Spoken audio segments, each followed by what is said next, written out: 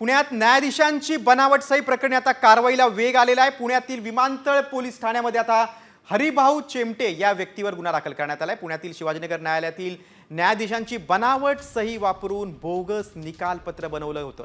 त्यानंतर हायकोर्टाची दिशाभूल करून अटकपूर्व जामीन मंजूर केला होता। मात्र साम टीव्हीने बातमी दाखवताच आता गुन्हा दाखल झालाय। आपण अधिक माहिती घेऊया, आमचे पुण्याचे प्रतिनिधी अक्षय बडवे आहेत। अक्षय, साम टीव्हीचा इम्पॅक्ट आहे, आपण ही बातमी लावून धरली होती, आता गुन्हा दाखल झालाय।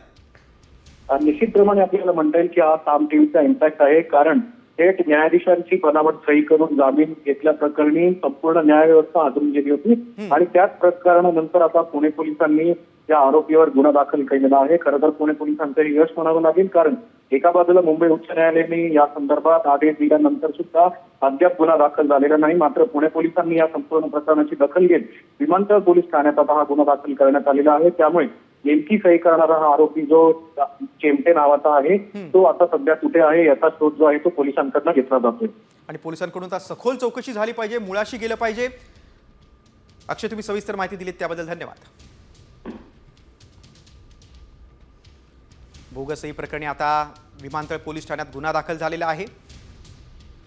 साम टीव्हीच्या बातमीचा हा इम्पॅक्ट आहे। न्यायाधीशांच्या बनावट सही प्रकरणी आता गुन्हा दाखल झाला आहे।